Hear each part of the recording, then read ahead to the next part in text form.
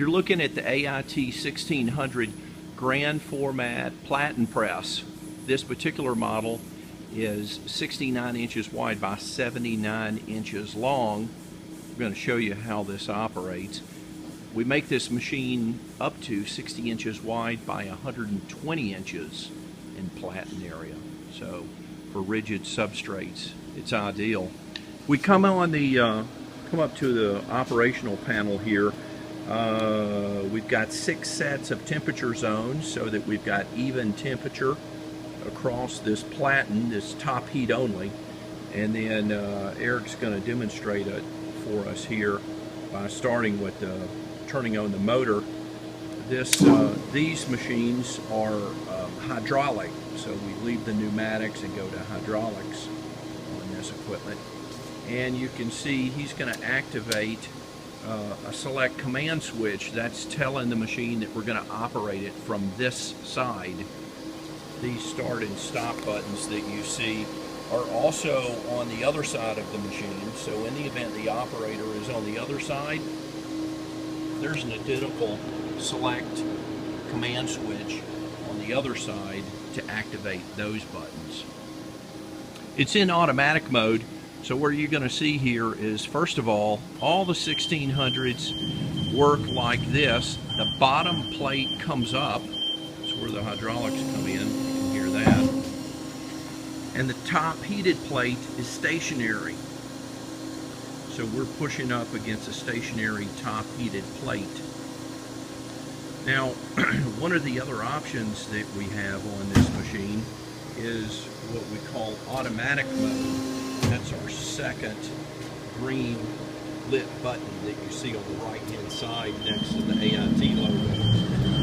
That automatic mode actually sets the equipment up so that it goes back and forth, left to right, automatically without the need for the operator to step in and push stop and start.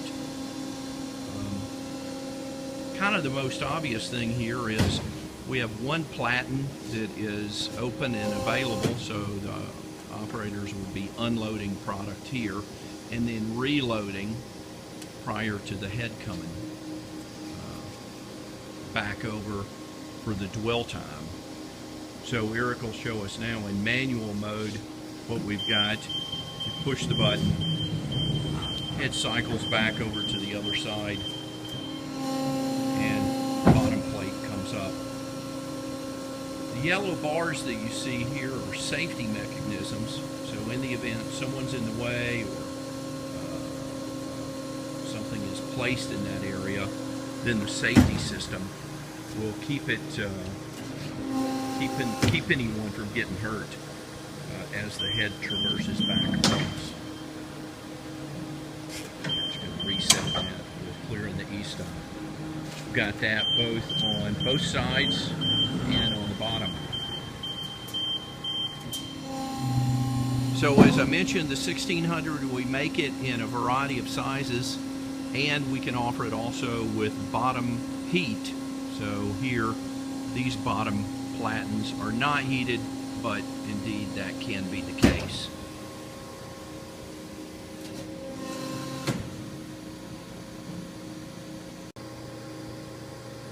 Okay, so back to our blackout test.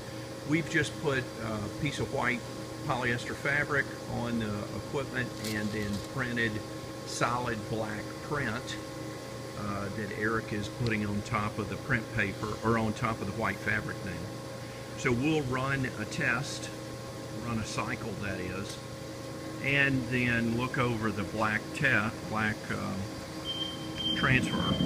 to make sure that we've got even temperature.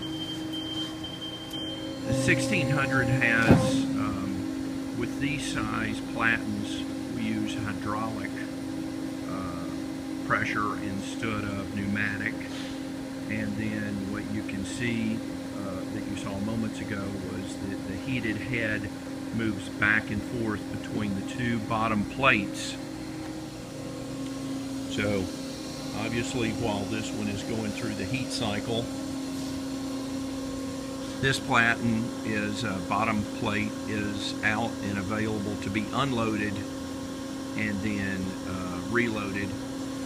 The yellow strips that you see on the equipment are safety mechanisms, so that if someone's in the way of the moving head, obviously it'll stop and not get in the way, or excuse me, not hurt anyone. We'll move the head back. And Eric was showing me from a safety standpoint, that'll stop the equipment from damaging anything or hurting anyone. So now we've gone through the cycles with our black strike off.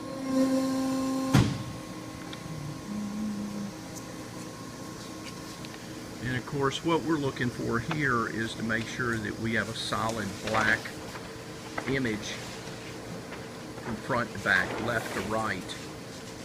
That's how we know that we have even temperature and even pressure. So here I'm not sure if it's showing up on video or not, but we've got a solid black strike off that will actually ship with the equipment to the customer and the end user.